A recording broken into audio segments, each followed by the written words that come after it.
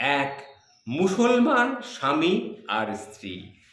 স্ত্রী অত্যন্ত অসুস্থ এবং সে ডাক্তার কাছ থেকে জানতে পেরেছিল সে আর বাঁচবে না, সে এতটাই অসুস্থ।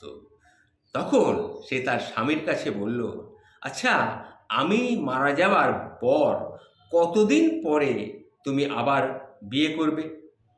তখন তার স্বামী বলেছিল, যতদিন পর্যন্ত তোমার কবর একেবারে শুকিয়ে না যাবে ততদিন পর্যন্ত আমি আর বিয়ে করব না। এরপরে কয়েকদিন পরে বউটি মানে স্ত্রী মারা গেল।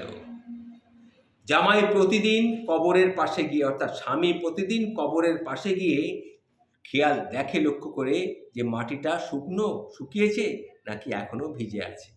এবং সে যখনই যায় গিয়ে দেখে তার মাটিটা ভিজে রয়েছে। কবরের মাটি এতদিন ভিজে থাকার কথা নয়, কিন্তু সে রোজই যখনই যায় তখনই গিয়ে দেখে কবরের মাটিটা ভিজে আছে।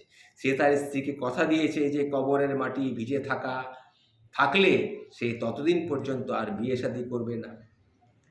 এইবার তখন তার সন্দেহ হলো।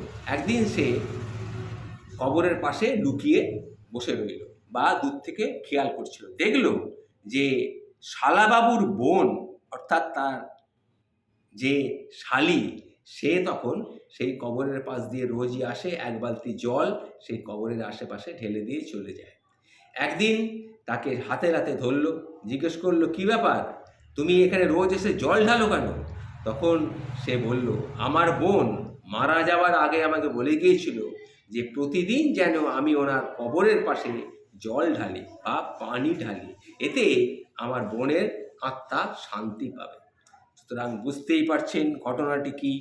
অর্থাৎ মরে যাওয়ার পরও কোনো স্ত্রী তার স্বামীকে অন্যের হাতে তুলে দিতে পারে না, এটাই বাস্তব।